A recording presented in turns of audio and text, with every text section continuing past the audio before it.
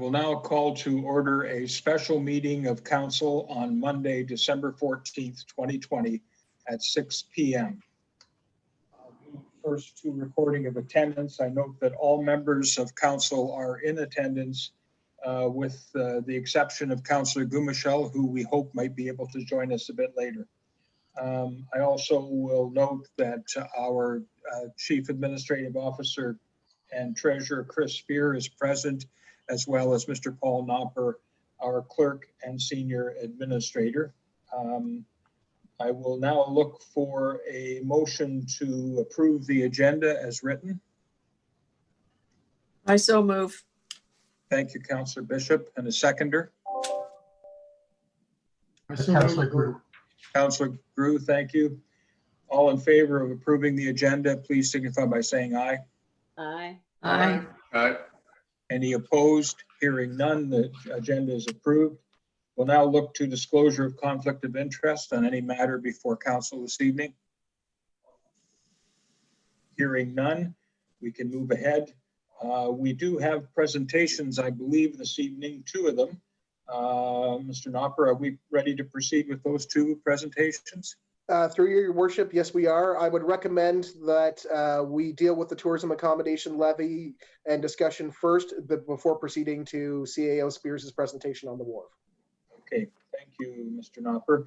I will then introduce to you the tourism accommodation levy budget and agreement presentation, which I believe is being done by Neil Shorthouse, the chair of the Tourist Accommodation Levy Board. Mr. Shorthouse, are you ready to go? Yes, thank you, Your Worship. I'm also inviting Mr. Gerald Ingersoll, who is part of the Chamber Executive, and as the first part of the party to the agreement, I thought we would introduce him to lead those discussions with my support, and then get into the discussion on the budget, for which I have a very short presentation of our priorities and budget scheduled, if that suits Your Worship.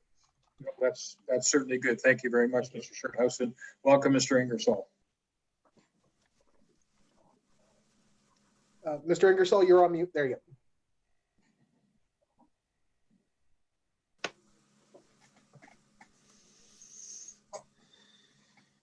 go. It's going to be thank you for dealing with this in such a fast time. We appreciate that very much as we all work towards getting the accommodations fee operational as we move into the new year. So I want to thank council for having moved on this, and we have provided today a draft service agreement that defines in some detail how things are going to be done once this works out.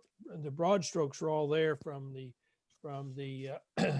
bylaw and the general plan. So we wanted to put this to council for their approval as it is, or as amended as required. Essentially, it lines out the part of who does what. And broadly speaking, the money will be transferred for the use by TALB to the Chamber of Commerce, so an incorporated entity with some history and so on. And we thank you for the confidence in that. We have essentially set up a model between ourselves and TALB and between the Chamber and the town administration that we will hold the money, and when there is a minute from the operation of TALB indicating they have decided to spend resources on one thing or the other, once that minute is there and there's an invoice to be paid, the Chamber will write the check, which will be co-signed by a leader on TALB and one of the executive or the leaders of the Chamber of Commerce. That way we'll have a double signature on the expenditure, and we'll have a track of the business decisions made to justify that expenditure. The rest of that indicates timing, when monies are sent, when the annual reports are given back to the town, and just clarify that definition. So, which is a quick overview of I think it's about a 16-page document. So I'm going to stop for that for just a moment and see if there are any questions about that, or if Neil, if you want to add anything to my short overview. Nothing to add. I think if there's questions, we'll be happy to field those from council.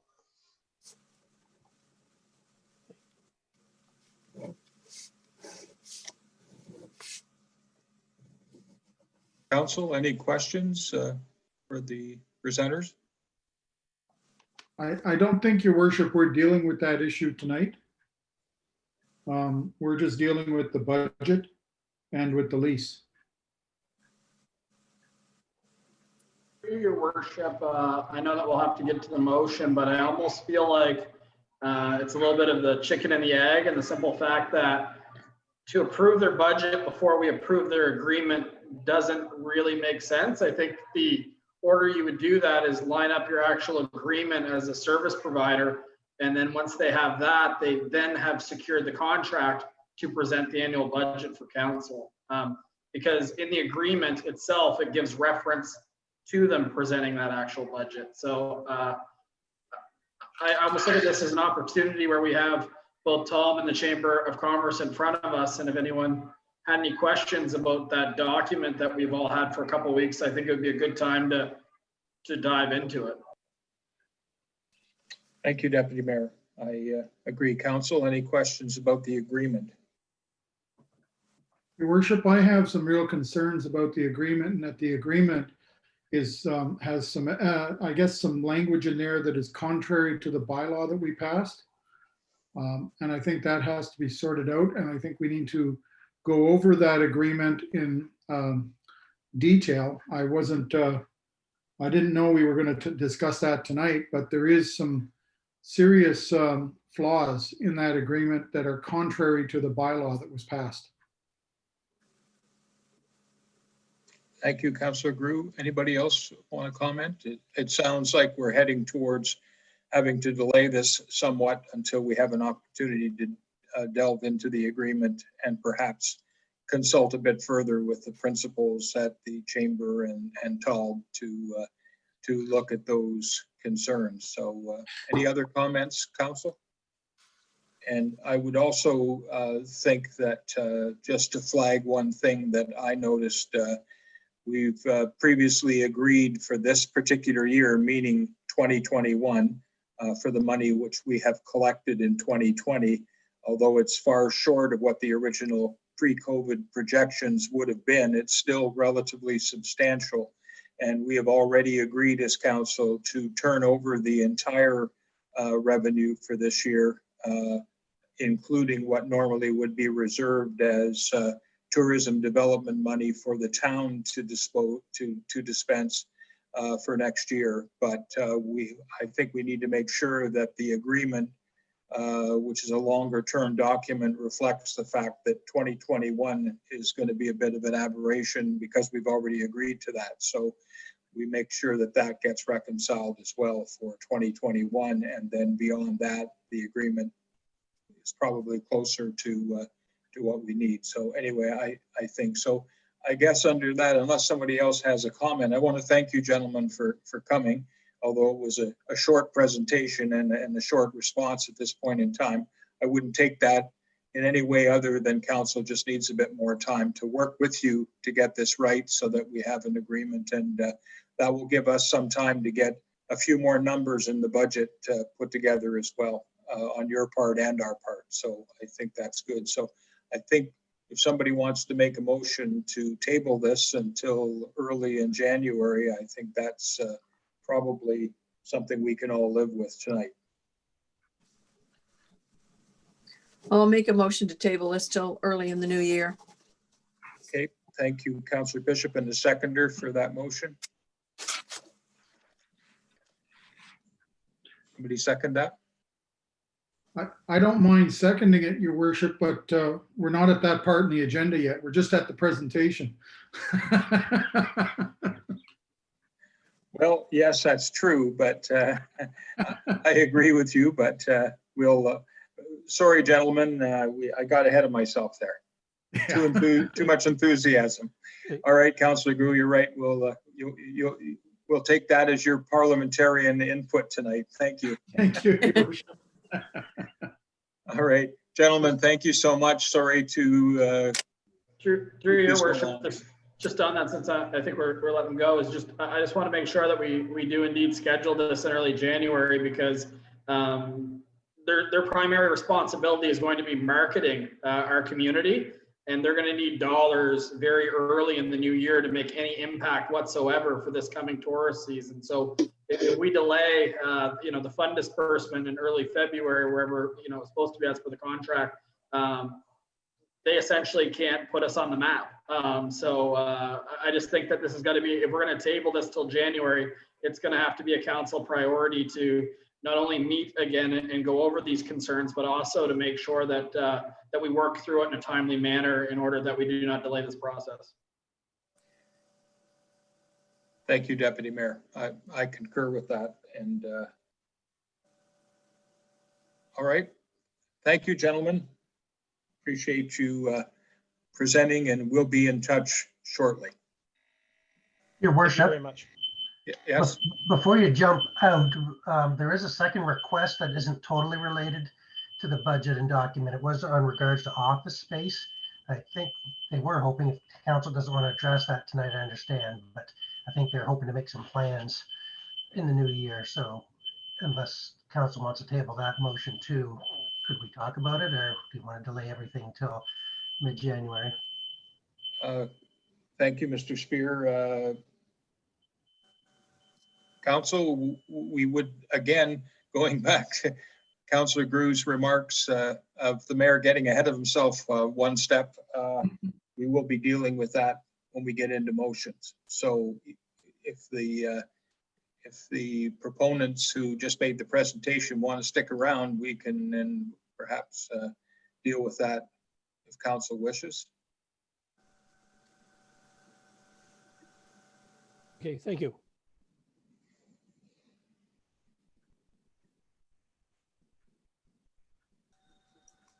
Okay. Thank you. We'll move on. And Mr. Spear, we'll move on to you with the information that you have for us about the Market Wharf design. Your worship, I'm happy to move on. I guess I just didn't, when we were talking earlier today with the clerk, we didn't know if you wanted to deal with the chamber altogether right now, or did you want to stick to the agenda as presented?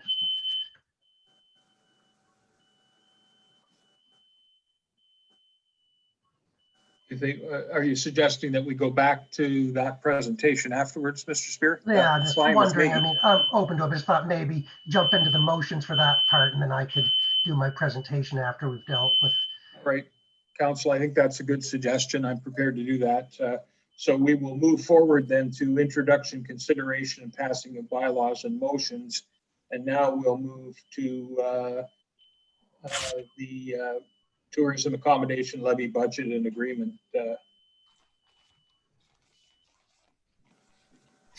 Okay, the very first motion there is now tabled. Am I correct or no?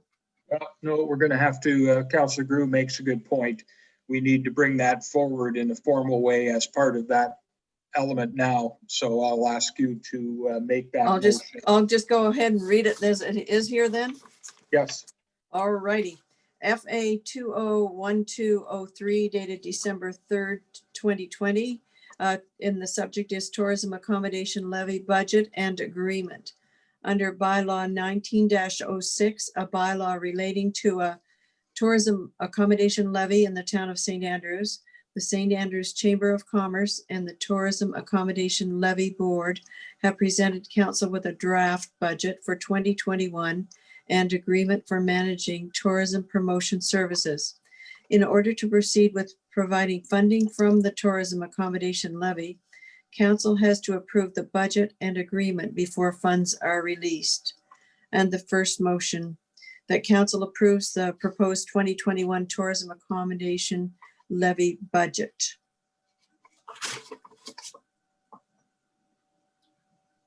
So is there a reason we can't get the money out the door and deal with the formal agreement later? And I know it's not the best way to do things, but as for the deputy mayor, you know, if that's the budget, if that's the course they want to take, however we structure the formal agreement probably won't change that. And so is there a way we can still move forward on these and then kind of make the formal agreement match the bylaw in January after the fact? Through you, your worship. Yes. We will say we were looking at the original bylaw, and actually February 1st was the earliest we're supposed to disperse the funds anyway. I'm not disagreeing with what Councillor Harrison or the deputy mayor is saying, that they might need the money earlier. But, and I don't know if you want to bring Mr. Shorthouse back, we, remind him of that, because that's the way the bylaw is written. But certainly if council wants to make a motion to, provide an advance, in advance of all of that, that is not a problem. But they didn't seem to be too held up on needing monies in advance, but it'd be better for Mr. Ingersoll or Mr. Shorthouse to kind of stick in on that if he didn't mind. Yeah, I think thank you, Mr. Spear. My view on that is I think we need to stay the course. I think the advice that we should deal with the agreement first is the right advice, but I also agree that with Deputy Mayor Henderson, that we have to get this money out the door to them in time for them to start to do what they need to do, because we're kind of running a little behind what we would be scheduled in a normal year.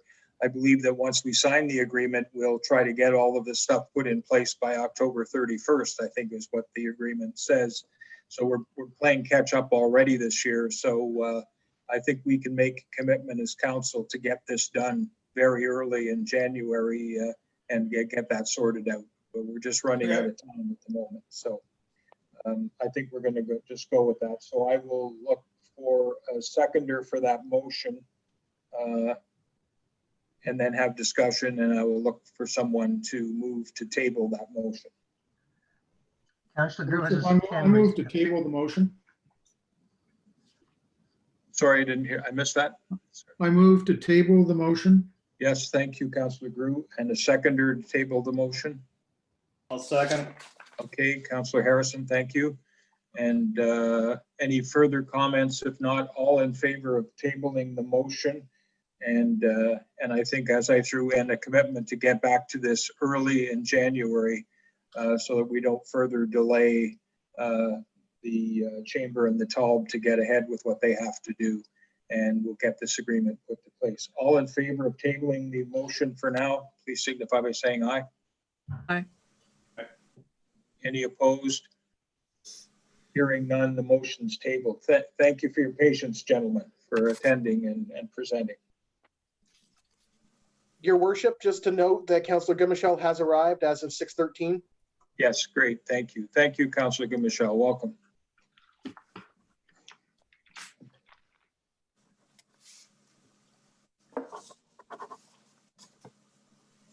All right.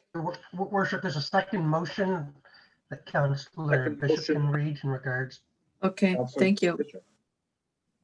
The second part of the motion is that that council approves the development of a lease agreement at a rental cost of, we haven't established that yet, to provide shared use of office space at the W.C. O'Neill Arena Complex for the St. Andrews Chamber of Commerce and the Tourism Accommodation Levy Board under terms and conditions established by the CAO.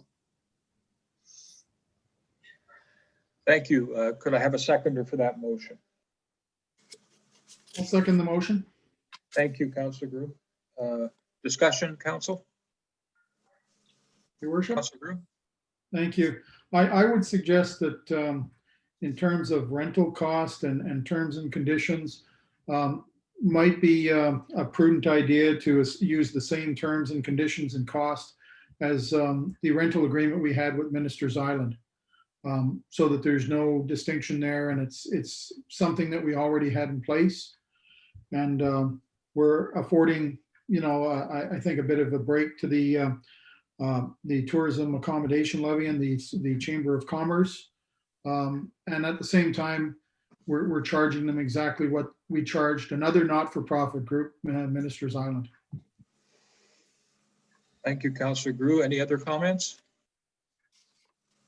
Do we have a recommendation from staff? Mr. Spear?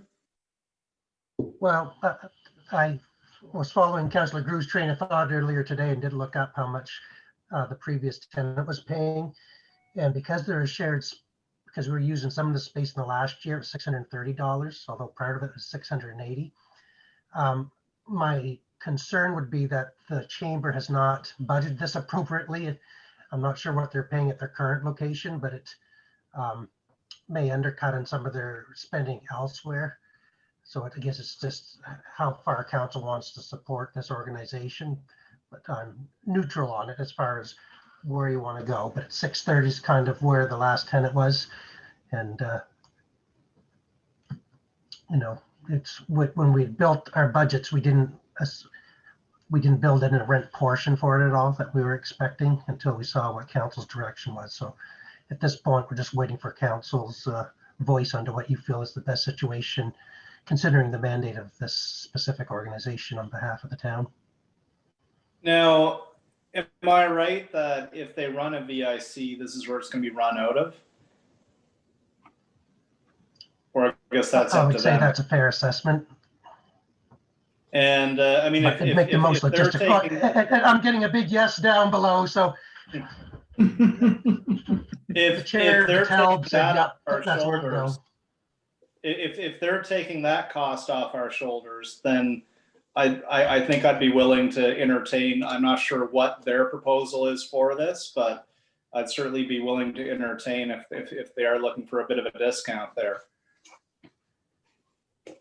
Council, any other comments, Council? I just have a suggestion based on those two comments, is that I'd be quite comfortable to let Mr. Spear meet with both the TALB and Chamber Executive and try to figure this out in terms of terms and conditions and just inform us what he has decided.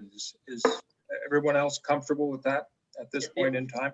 And especially given our commitment that we will have money to them, and also our prior decision that we are going to be turning over our percentage of the take for the accommodation levy for 2021 to them. We should be able to work something out. Mr. Spear, is that a workable solution? Yeah, Your Worship. Well, I can, as long as council wants to pass, then maybe I can come back in the January meeting and to finalize the lease agreement. And as long as you've bought into the motion that they can occupy that space, then I'll work with them by the next meeting to come up with a lease agreement with a suggested amount. Your Worship, if I could through you, another option is for Mr. Spear to meet with the chamber and discuss what they're currently paying at their location now and find out, you know, how close that number could be, because that would have been budgeted for. But I would actually propose to amend the budget to read that council approves the development of a lease agreement at a rental cost to be determined by the CAO to provide shared use of office space at the W.C. O'Neill Arena Complex for the St. Andrews Chamber of Commerce and the Tourism Accommodation Levy Board under terms and conditions established by the CAO. Therefore, he could negotiate and determine next week what he thinks is fair, and it doesn't delay the process until we get together in January. Thank you, Deputy Mayor. Your Worship? Yes. If I could just add, I have no problems with Mr. Spear doing exactly what he did with the Wellness Center and coming back to council with the lease agreements for council approval. Yeah. And fill in the numbers as you know, as he thinks are appropriate, which is, I think, pretty well in line with the rest of council right now. Yeah, that's good. So in fact, I think that's what Deputy Mayor Henderson's amended motion pretty much said, eh? And I don't think we need to pass a motion right now to do that, though. Okay. Just simply, Mr. Spear can come back to us in January with the lease agreement, and we just simply go ahead like we did with the Wellness Center. Okay. Deputy Mayor Henderson, are you okay with that? As long as us, by not making a decision on this as well, isn't going to delay them 2 months from moving in. It's not being used, and it's a slower time of year for probably a lot of them. So especially January. So it'd be good if they could just, to be honest with you, move in. We don't have anyone else knocking on the door right now, and I don't want to just drag this with red tape too much further on this one. I understand the importance of the agreement, but this is a pretty simple lease. Is it, Mr. Spear, is it possible to have a lease agreement ready for Wednesday? Yeah. There you go. All right. $10,000, I like it when a Mr. plan Ingersoll? comes Does that together. sound like a monthly lease? I'll get in touch with Ms. Tucker tomorrow and work out the details. All right, good. Thank you, everyone. Thank you, Mr. Spear. And thank you again to our participants. All right, good. Now I think we move to the Market Wharf design discussion. Mr. Spear, back to you. Thank you, Worship. Let's see.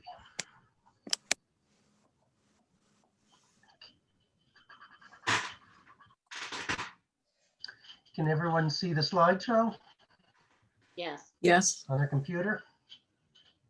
Okay. So council, this is the proposed wharf refurbishment project. So just to take it back and a little bit of a history on the project itself is that 2018, well, even further than that, 2016, we had engineering reports provided by CBCL on the condition of the wharf and various things that had to be completed within a 5-year scope. And there was in 2018, in discussions with CBCL, they kind of worked out a timeline that over 10 years, it was going to be, $1 million, $1.5 million to do all the necessary repairs, and you're still left with the old wharf. And so the prior CEO through council did a presentation on having a rock-based or armorstone breakwater style wharf. And then council made a motion and we applied to the government of Canada for funding on that, based on that. It initially was refused, and then recently it was approved in the last, or not approved, but we were told it was going to move forward for further consideration. And so now we're back to council to see to make sure they are happy with this design. That the key element of it is not just economical, but it's also to realize that it will last forever and also meets the criteria of sea level rise, which is an important component of this particular funding we're going to.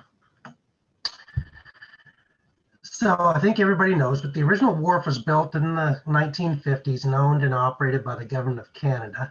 Back in, let's did this on the fly, but mid 1993, there's a big fire at the wharf.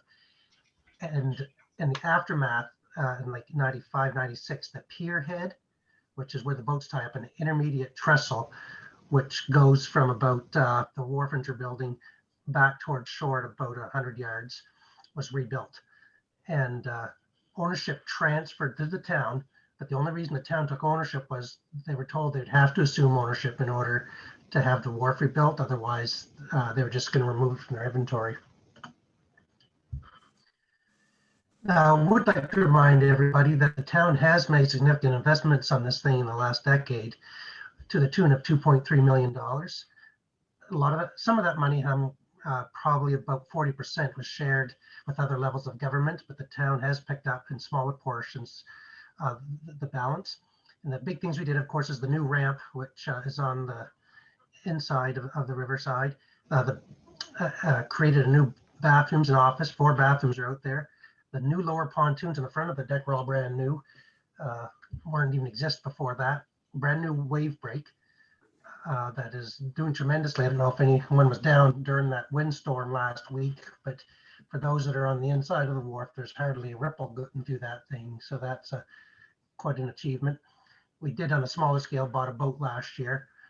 And then over the years, we've repaired 3 sections of the approach. If you remember, it was before this council, I'm going to say about 7 to 10 years ago, the wharf actually had a weight restriction put on it for a summer or two. And that was because there was rotting conditions underneath. And over the course of about 4 years, we replaced 3 of these components on the old wharf. But like I like to say, it's like a house that burns down with the chimney still up. Those components are good, but there's still rotten wharf around them that's supporting it. Not unsafe yet, but it is going to need substantial work over the next 5 to 10 years. So tonight's presentation is really on the breakwater style. And that was kind of where we go with, although I have more information on the others to discuss them more. But really the focus for the last couple of years has been on this. And I know there's been concerns by council, especially on the look and how it may take away from the historic business district and the architecture of the town. But we've had CBCL do some more concept drawings with different views, and I'm hoping that will either alleviate your fears or at least change the direction we're going and look at alternate styles. So, as you know, there's a circulation we provided council a while back. It's not in this presentation, but it showed what we thought would be the outline of the wharf. And so they've gone back and relooked their things and kind of using the landscape as it is, have gone through to do this type of rendition of what they see it looking at with the 2-scale adjustment. So it didn't look like to be quite as wide. So if you're basically standing at Navy Island looking on a ladder, this is what you're going to see going into town. As you can see, the breakwater portion itself only goes out about a little less than halfway out the wharf. Visible at high tide, invisible at low tide is only about the last quarter of it will be seen during that period. From an overhead shot, you get a better idea. I do want to bring your attention to by right now, this building, which is Chris Levitt's company, Island Quest, is right over here. This building is actually right about here. And so there's a tremendous amount with this wave break and adjoining the wharf is going to create additional space out on Market Wharf, which is fantastic. Good for the market, for the Thursday markets, but good for other things that we're holding there, as this currently is still the centerpiece of entertainment and things for the town at Canada Day and other events, and does give us some options moving forward. One of the questions that the deputy mayor brought up was, what would this look like from street level? And so from their renditions, if you were at the corner of Water and King beside the post office, when you look out, you really don't see anything. Those posts on the side are only for aesthetic values at the lamp post right along here, that they don't provide any, they're not like the bumper piers that are out on them right now, that they're there just to provide a barrier for walkers and things. But it kind of maintains that traditional look of the wharf while providing us a superior type of engineering to move forward. Now from the wharf, as you can see, you've got these, again, these decorative poles, if you will, on both sides with a walkway on one side. And then right now there is no walkway built on the other, but that could be done. Again, this is concept drawings and design is next step. So we can look at all the various options. The lighting is there as well. Again, not incorporated into the current cost, but these are things that can be done to dress up the wharf. And I was even thinking that on the left side there, where you have that space, there's probably opportunities to put picnic tables and things along there too, to provide opportunities for people. You might have to work out some type of barrier so people aren't going out through and, falling over the side. But if we don't put a walkway there, there's opportunities for other things, so people could sit out there and benches to enjoy the view along the wharf that currently they don't have. So a little closer in, you can see what the wharf is going to look like at low tide. I think the original thoughts, people, is going to be about probably twice as wide as what we're seeing here now. That at the time we were thinking that this building that is within the Day Adventure Center, that the rock would go here, but you see it doesn't go out quite that far. And again, we're looking at the low tide. One thing of note, that the resident over on this building has actually supported this look, that they're in favor of it. So probably one of the top people who is going to be impacted the most from the visual is okay with this, especially since the end of the wharf is going to be traditional. So again, just another view to get an idea of different views from this, from an aerial perspective. Certainly different than our traditional wharf, but again, from an engineering and cost perspective, much superior. One thing that there was a question on was whether or not there'd be access to the beach. And so like Indian Point, where we have a staircase going down, we'd incorporate one here too. There is a boat ramp there, but from what I understand, it's hardly ever used. Even at high tide, it's extremely shallow on that side of the wharf. So there's opportunities for kayaking and things along that nature. But I've never seen anyone with a power boat or even a sailboat go from that boat ramp. Most of them go, which is actually in this year's budget, to refurbish on the one by the yacht club. So another option that we have is the concrete wharf. And so the concrete wharf looks somewhat similar to what we have now, that these are what we'd call ballast boxes under the current wooden ones, which are wooden with rocks. Well, in this case, it's just pure cement structures going across supported by wood. This isn't a concept drawing, this is just an existing structure, but the traditional pilings could be added, but all the lumber and things that are underneath wouldn't have to be included. We'll talk about this in a bit, but there is a cost issue with this as well. That economically, it costs more to repair over time, that the concrete dissolves faster in the salt water, and then you're going to have to replace a whole section of smaller sections. So we redid the estimates this fall. I don't know if council's been looking at the cost of materials, but wood has skyrocketed, lumber this fall, combination of COVID and the cost of manufacturing going up, but also with all the ongoing storms in the States, there's high demand for products, for lumber products, and it's raising the cost substantially. So about a year ago when we talked about this, we thought the wooden structural replacement would be less, but right now, based on today's $3.4 million to replace just the approach in the current style that you see now, but that doesn't include elevation raise for sea level, which has to be included in this. They didn't cost that out, but I'm going to guess another 10 to 15% to create some type of ramp structure that's going to bring that up so that you meet that component of the funding. The armor stone and breakwater, which is part of our discussion tonight, is the $3 million. Again, the easy to build. It's also similar to the trestle out at Katie's Cove, that if you do have a major event, you're able to just bring a local contractor who can replace the material easier than actually bringing specialists and have to rebuild it. And that type of style is going to withstand so much more pressure than any type of wooden, concrete, or steel structure that's going to be exposed to the elements, not just on the outside, but as the water passes through.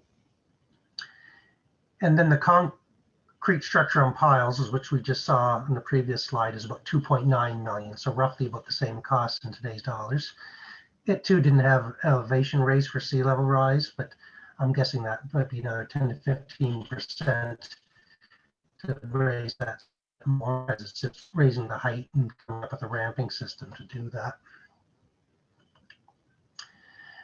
So one of the questions that was brought forward was on the life cycle cost to look at it. And it's just due to the nature of the tide and the sea level rise modeling, in-depth projections would have to be done to determine exact costs. And they said they're willing to do it, but it's going to take a lot more time, a lot more dollars to do it, because there's a lot of modeling involved to get that. But they said they don't think it's needed, because one thing is what's known for sure is that the wooden structure will deteriorate faster. There's no doubt about it, you know, that the exposure to the elements is going to cause it to start rotting from day one. And although this wharf has lasted us 70 years, it has had to have some major repairs done to it. And as of today's estimates, it is the most cost or the most expensive option. So a combination of that means that economically, it doesn't make a lot of sense. I'm not talking architecture ergonomically, but economically, it's probably going to be one of the more expensive. The concrete does have a longer life cycle than wood, but it does break down faster than the armor stone. And when it breaks, you get that spalding and cracking like you see. And if you've driven over the wharf, you'll see it in the deck where you get these spider cracks, and there's spots where Public Works every year has to add an additional specialized cement to do it. This stuff will do for decades, but it will break down faster than the other options. And when you do, it's going to be a more expensive fix because of the specialty work and having to raise the wharf. And as I said earlier, the breakwater style can be repaired with minimal cost. Local contractors can repair it to a certain extent. Again, it's just moving rock, possibly bringing in fill to repair if there's ever a big, large storm surge that takes that out. But again, as you saw from the pictures, the way that thing is built, I don't think we're going to have any issues in the first 25 or 30 years of it.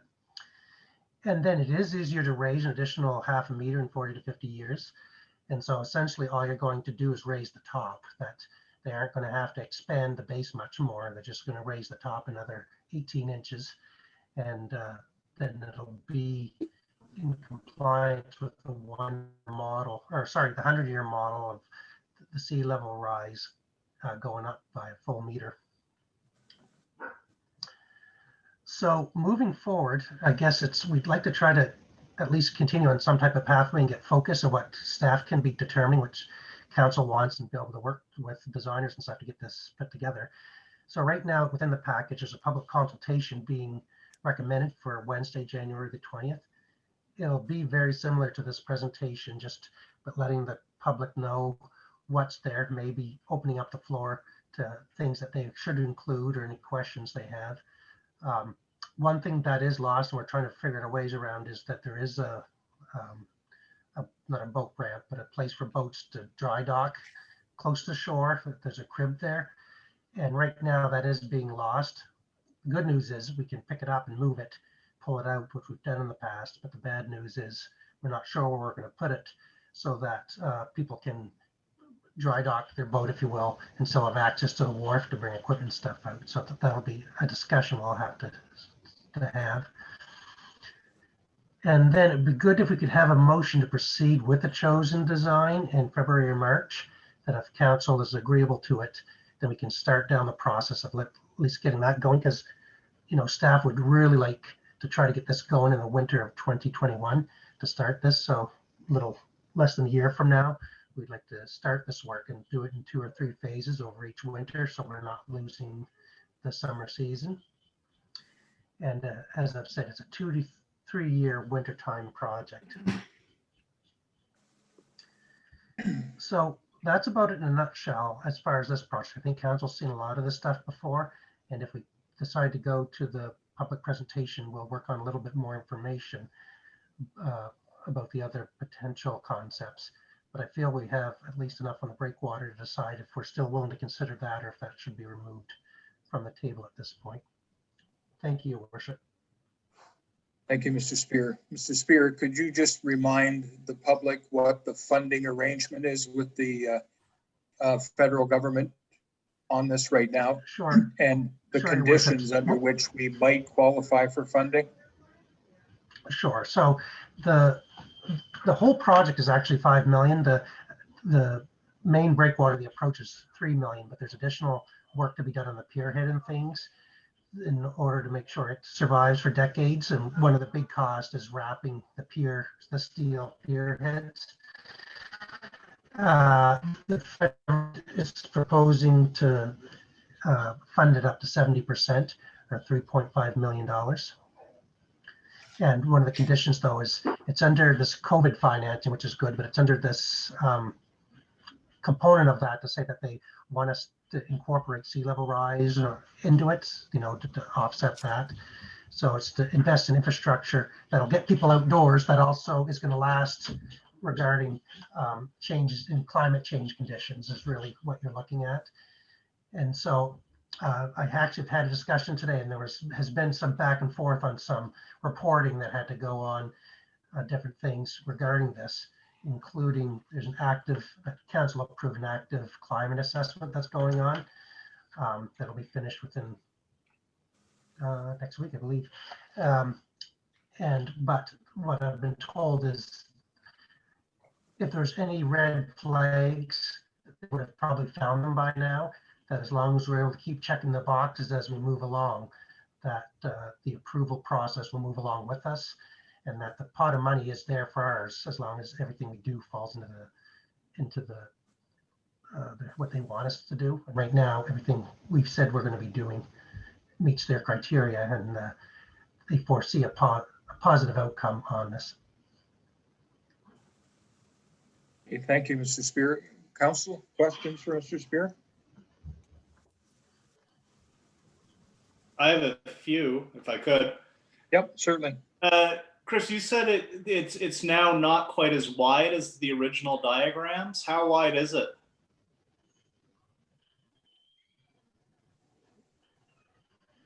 Sorry, I don't have the drawings right. I don't have the numbers in front of me for the drawings. What I was meaning was, if you look at this presentation, when we had lined it up on that red mark, we put it on the other side of this building here.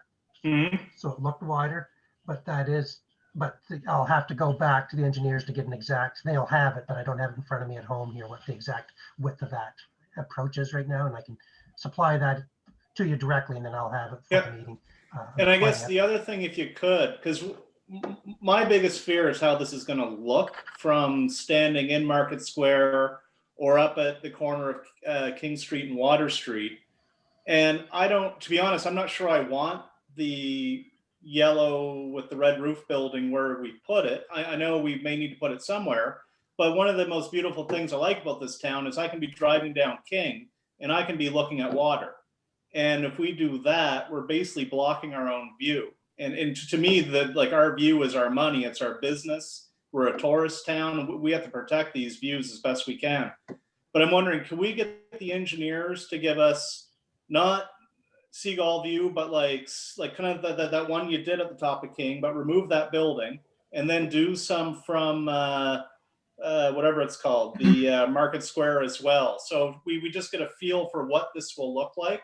Yeah, so can we get some of these like without that building and then kind of Market Square? Because I just want to know, what's this going to feel like if I'm at the Thursday market and I'm looking out?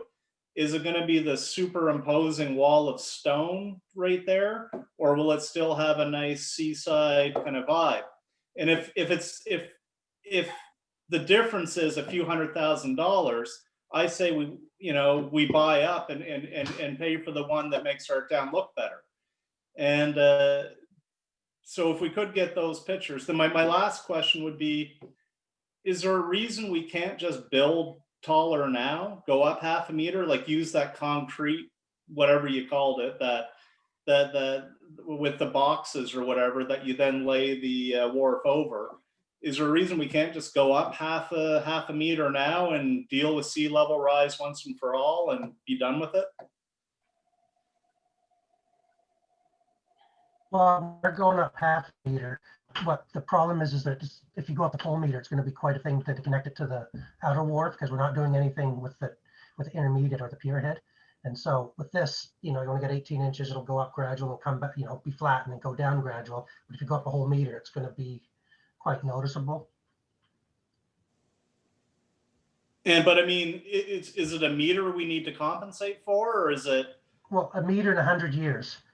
And so the thought was that we'd do half a meter, which will get us through for 50 years. And then by then the models will be better, whether the meter's the issue or it's going to be more than a meter, for instance, we'll know better.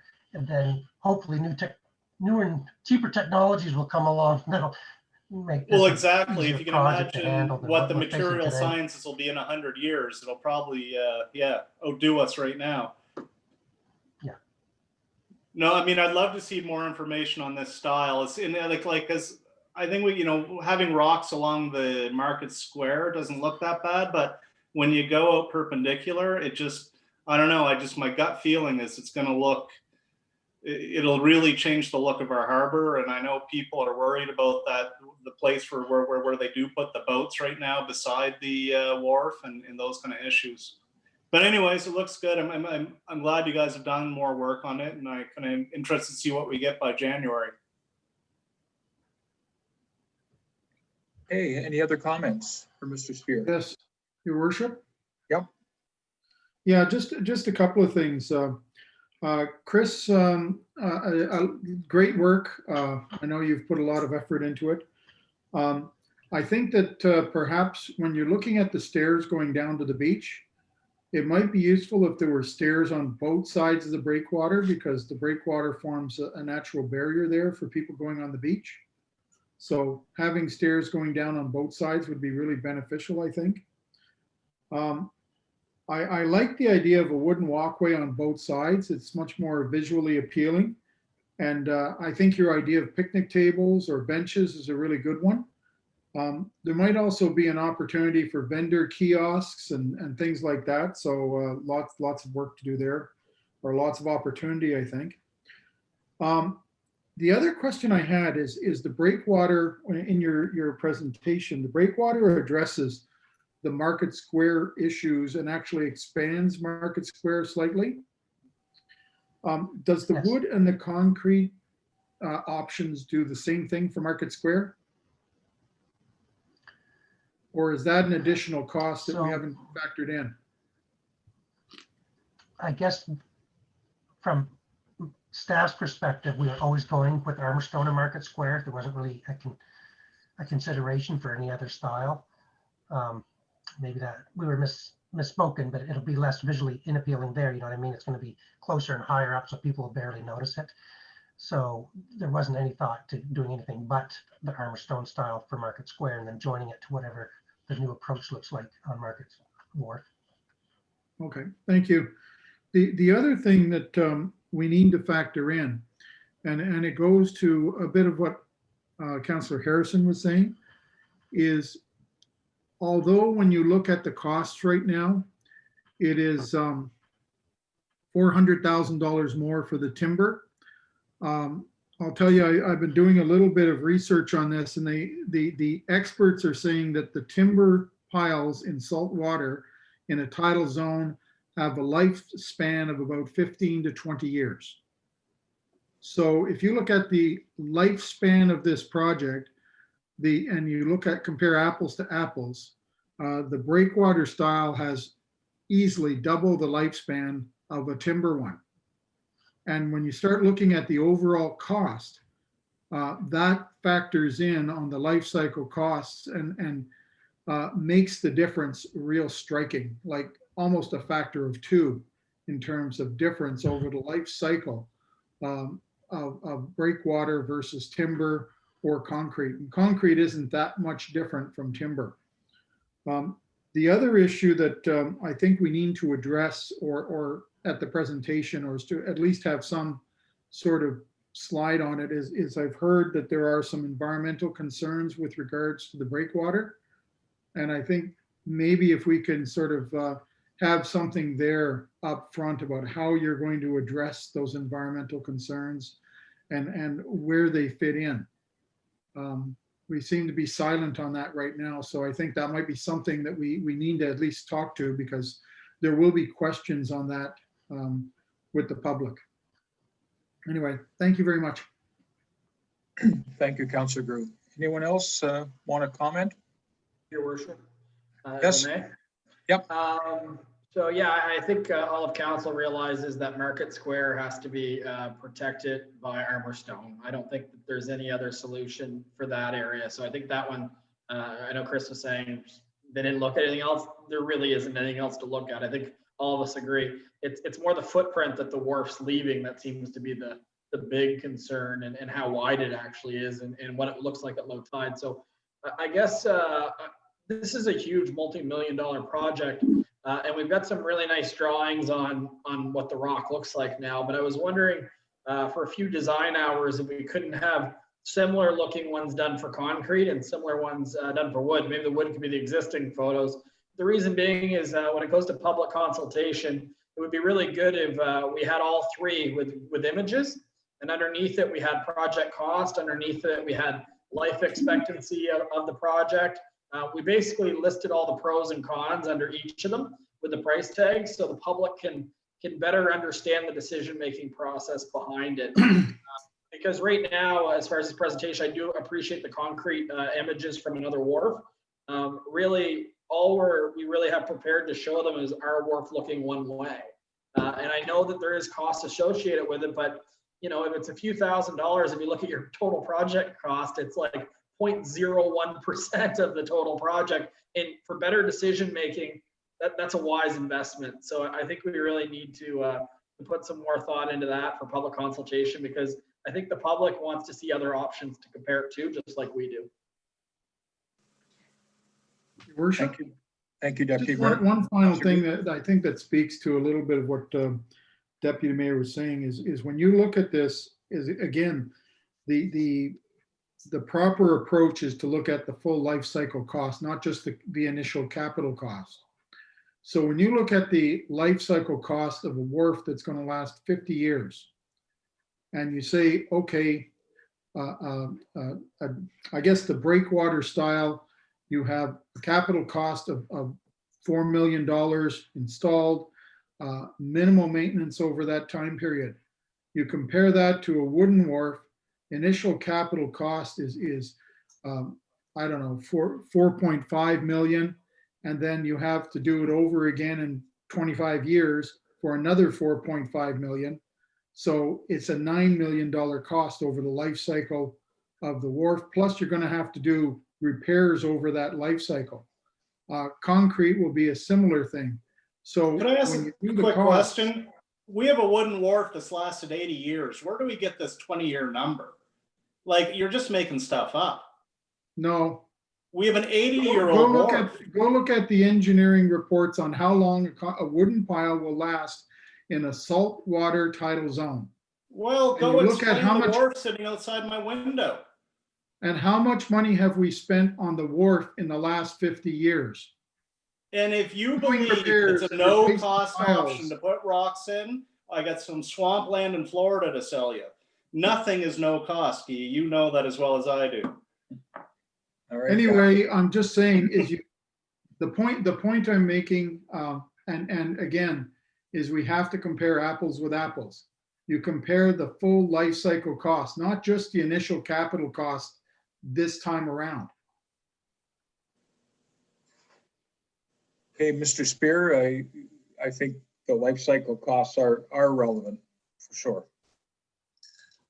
Okay, if there aren't any other comments, if there are, great, make them. But Councillor Akaji, we do have a motion to set this. Are we ready to go forward with that, please? Okay. So the reference number is PW 200801. And it's the Market Wharf. The subject is Market Wharf Design Discussion. And the background is, at the special council meeting on December the 14th, 2020, council was shown a presentation by Chris Spear, CAO Treasurer, on the concepts for the new wharf design. As part of the process, council wants to attain public input on the design process. So the motion is that council sets the date of Wednesday, January the 20th, 2021 at 6 p.m. for a public information session on the wharf design concepts. Okay, can I have a seconder for that motion, please? I'll second it. Thank you, Councillor Bishop. Comments, council? And Mr. Spear, jump in here if you still think that after this discussion, that date is still a relevant date for us to go forward. Your worship, I guess it's a good target, but I will send off an email tonight to the engineers. With Christmas in the middle of all this, it might be a little harder target to hit with the new information you're looking for, but I'll recommend that you go ahead with the motion, and I'll let you know by Wednesday if they tell us that it's going to take longer than we have to put that in place. Okay, so what's that? Right, thank you, Mr. Spear. Any other comments, council? Just through your worship, Yep. I know it's work for staff, but the reality is there's about 20 people watching this meeting. We need to get this project in front of more eyes. So this is all the information we have. It's better than not having a session at all. So Right. we should either way set that meeting, and if we have to do a follow-up one next month, let's do it. The more input that we have in a formal process, the more we can all make a better decision for the community. Thank you, Deputy Mayor. All right, any other comments? If not, I'll call the question. All in favor of the motion, please signify by saying aye. Oh, I have- sorry, I didn't see you, sorry. No worries. I noticed in the drawing by CBCL, the pedestrian walkway comes out on one side of the wharf. And then it would pick up with where the existing pedestrian walkway is on the other side of the wharf. There's some, I think, some issues there. And I know it wasn't very popular, but that might also be a good place to insert some kind of a barrier to close the wharf when it might need to be closed. I think there's some more design that needs to be done there. Just like Centennial Park has big gates on it and it's closed when it's closed. The wharf's a town asset and should also, in my opinion, have some way to close it, or at least to sell tickets or have a ticket booth or something similar to what they do in Shediac, just in my opinion. So since we're getting drawings done, I think that's a good place to either have a crosswalk, perhaps a gate that can be raised and lowered and that sort of thing. So I think there is still a number of design things to come up. Thank you, Worship. Okay, thank you, Councillor Gumichel. And if I may, Your Worship. Yep. This, just to let everybody know, both on council and watching, this is nowhere near final design. This is, when it says a concept drawing, this is just one level above somebody sitting on a piece of paper and saying, do you like this or not, before continuing. So there will be a ton of questions that will be put into the next set of drawings, like what is the functionality you want to look at, that we'll probably include more people from the community, the user groups, to really get into that level. So this is just a very, high level drawing, just to have this conversation, whether or not we'll go down this road, or what road we'll go down, maybe is a better way of putting it, whether it's the concrete, the traditional, or the armor stone. And once we've kind of made that decision, then we can start getting into the details of what it's actually going to look like. Thank you. Thank you, Mr. Spear. All right, I'm going to call the question. All in favor of the motion, please signify by saying aye. Aye. Aye. Any opposed? Hearing none, that motion is carried, and we'll move forward for a first public consultation on the 20th of January, 2021. Thank you, Your Worship, Council. can I pose a question though? Is council okay of doing that through this medium of Zoom, or do you prefer to have that in person? That's a $64 question, isn't it? Okay, we'll follow up at a later date. Depends on what's happening on January Well, the we'll 20th. make an assumption that we're in the yellow phase. If it's not yellow, then it's an easy answer. Yeah. Thank you, Worship. Okay, For my money, Your Worship, whenever possible, for public consultations, if it can be arranged to do in person, it's more productive than on the computer, in my opinion. We may need to do mix though, one way or the other. Even if Yeah. we have live, we'll probably need to get it out there for people who Yeah. feel they can't leave their house or what have you. yeah, I think so. We'll have to do whatever we can do and hope that things are going in the right direction at that time of 2021. Right. Okay, what's next? We have one more motion. Okay, do you want me to do that now, Mayor? Good. FA 201107. It's regarding the social media policy for council meetings. The background is based on discussions. With council, direction was given to staff to create a social media policy for council meetings. Provided with this report is a copy of the policy for council to review. And the motion is that council moves to approve the social media policy for council meetings for the town of St. Andrews. Thank you, Councillor Bishop. Can I have a seconder for that motion, please? I second it. Thank you, Councillor Akaji. Questions, Council? We've all had an opportunity to look at the motion, the draft motion, or the draft policy rather.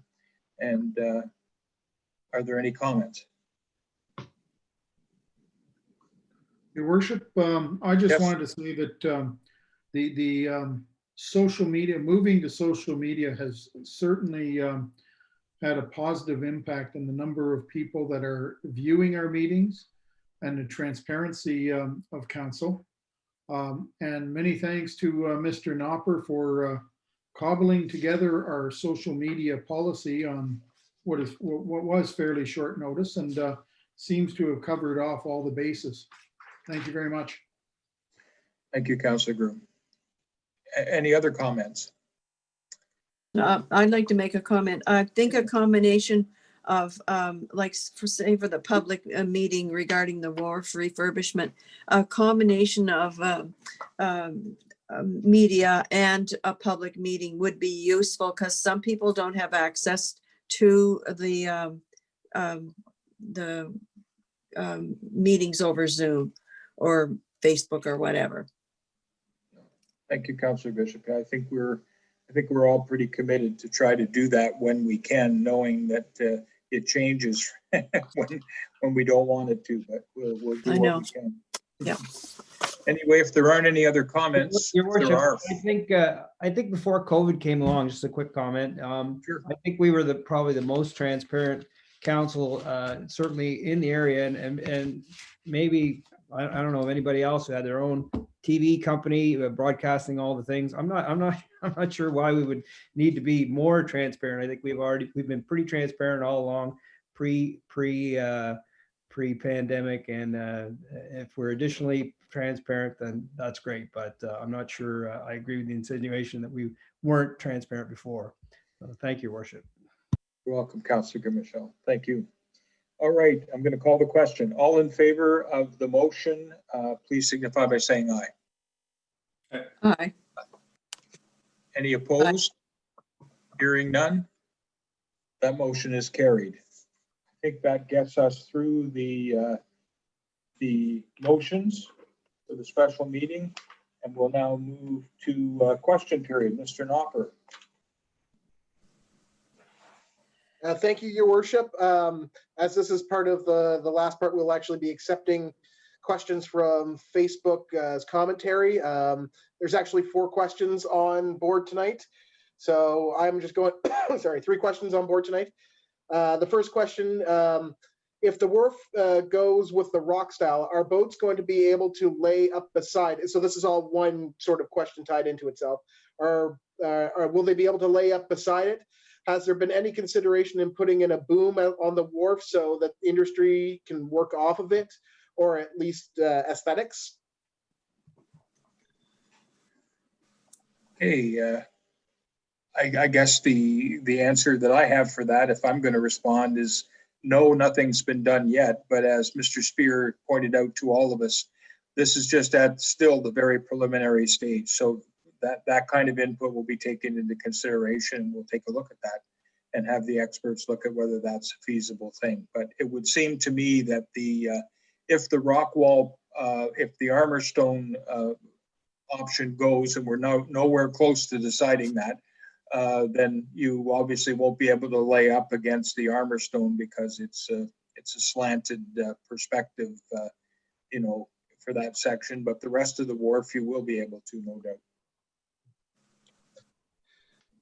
All right, through you, Your Worship. The second question we have is looking for clarification. So this new section being raised 0.5 meters, would this mean a 0.5 meter drop down the existing wharf and 0.5 meters down to the parking lot beside the post office?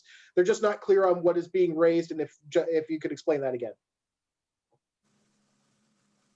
Sure. So there'll definitely be an approach. It won't be as dramatic, but for anyone who knows the Confederation Bridge to PEI, it's kind of like it'll be that. So our thoughts were it'll be probably like starting close to Water Street. There'll be a gradual ramp that'll just go up 18 inches by the time you get onto the wharf. Then you'll go for a bit and then go down another 18 inches as you get to the truss, or the second part of the wharf. And again, it's not that dramatic, but it's done gradually. But that would be the plan. So only a portion, to be honest, is going to be raised 18 inches. Probably only about 50 to 60% of it will be the full half a meter, because the rest of it will be getting you up to that half a meter and getting you back down as you approach the pier head. Thank you, Mr. Spear. Okay. Your Worship, just for clarification, the seawall that goes along the coast is also going to be raised higher. So I guess specifically we're wondering how the raised wharf protects the town, with the seawall in addition to the raised wharf would still be elevated. Thank you, Deputy Mayor. And finally, this is a piece of two questions from two sections here. One was more of a comment as how has the wood served us well within the wharf?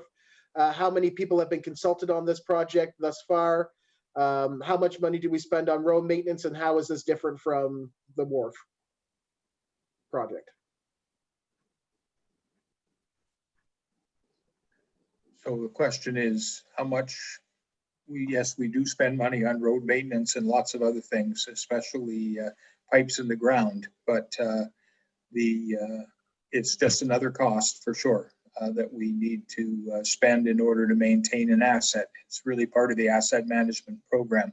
However, if we look back, and I don't have those numbers in front of me either, but Mr. Spear probably has a pretty good handle on it. He part of his presentation talked about 2.3 million over the last 10 years that we spent on the wharf, and that's probably and even before that we were spending money on the wharf. So over the lifetime of the wharf so far, we've spent a great deal of money on it.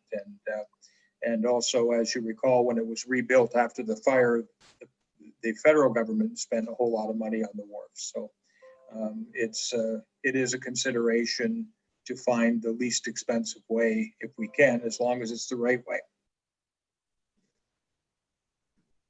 Through you, Your Worship, that's all the questions I have. Right. Thank you, Mr. Knopper. Council, we could go to comments by council, comments by the mayor if you wish, but I think we are intending to go into closed session on a legal matter. So I will just let council speak if they wish to, and otherwise I will look for a motion to go into closed session. Your Worship, Also move. sorry, Your Worship, just have to double check with the clerk. See, Mr. Miller's on the line again. Have we cleared whether or not he wants to speak? Mr. Miller had no questions. I do have somebody in the waiting room if council wants me to let them in at this point. They just came online. They may have a question. If council wants it, I can allow it. Okay. Go ahead. Go ahead, Mr. Knopper. Let's go at it. Okay, just give it a second here. Lee, you have the floor to council when your audio is on. You have to ask a question to council, please. Lee, the floor is yours to council. Sorry. Oh, We can sorry. hear I you. just was going to listen in. I wasn't planning to attend. Thank you, Lee. We're at the end of the meeting anyways. Okay. Okay. Fine. Thank you. Yeah. Bye. Through you, Your Worship, we can move on. Move on. Okay. For a motion to go into closed session, please. I so move. Okay, thank you, Councilor Bishop. Seconder? Are you going to second Councilor that? for me? Michelle. Councilor Michelle. Yeah, thank you, Councilor Gumichel. All in favor of going into closed session, please signify by saying aye. Aye. Aye. Any opposed? Motion's passed. We're in closed session. Mr. Knopper, can you take care of the public? Yep, give me a second there, Your Worship. To come out of closed session? Also move. And a seconder? A second. Okay, Councilor Gumichel. thank you. All right, we're out of closed session. And now a motion to adjourn. So move. Thank you, Councilor Akaji. We are adjourned. Thank you, council. Thank you, staff. Thank you. Good night. Thank you. Good night. Aye. Good night.